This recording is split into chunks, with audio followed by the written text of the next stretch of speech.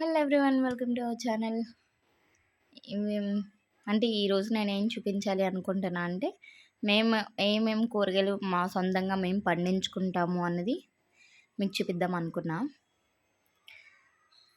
అవి బెండ మొక్కలు, మేమైతే వంగ మొక్కలు అంటే ఇప్పుడు మీకు చూపించినవి చూపిస్తాం చూడండి. మళ్ళా అవి మేము 4-5 మంత్స్ అవుతుంది అప్పుడు వేసాము. అప్పటికి ఇప్పటికి ఇంకా కాస్తున్నాయి.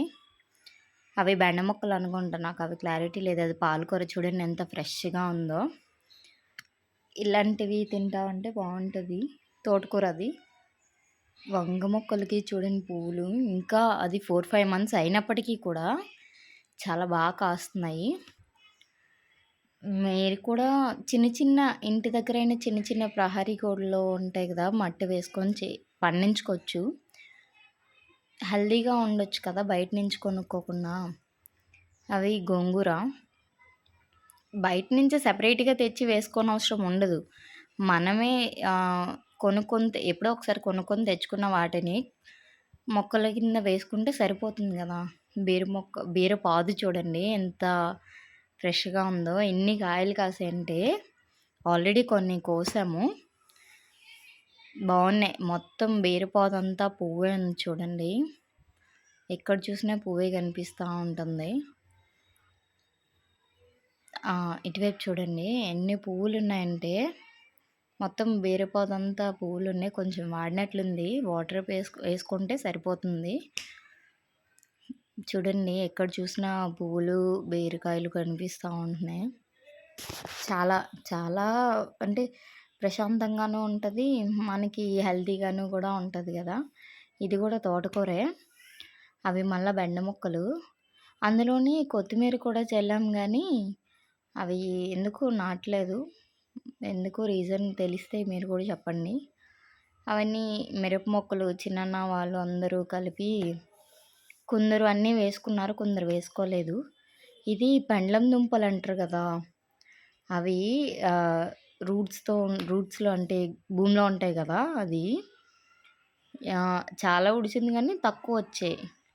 అది వచ్చింది అంటే ఒక 10-20 ఉడిస్తే అలా ఒక 10 వరకు, 20 ఉడిస్తే ఒక 10 వరకు బతికాయి, కానీ మిగతాయి అలా ఉండిపోయి. టైం పడుతుందేమో, నాకు కూడా తెలియదు.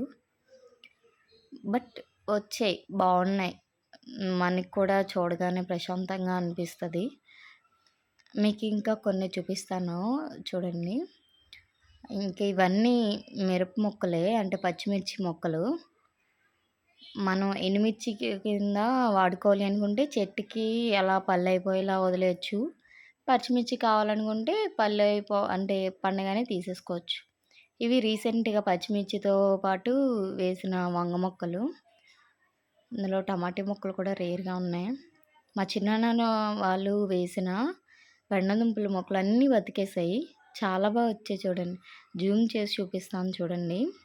అందరూ పచ్చిమిర్చి, బీరపాదులు, వంకాయలు, బెండకాయలు అన్నీ వేసుకున్నారు. అంటే ఎవరింట్లో కావాల్సినవి వాళ్ళు అలా వేసుకున్నారు.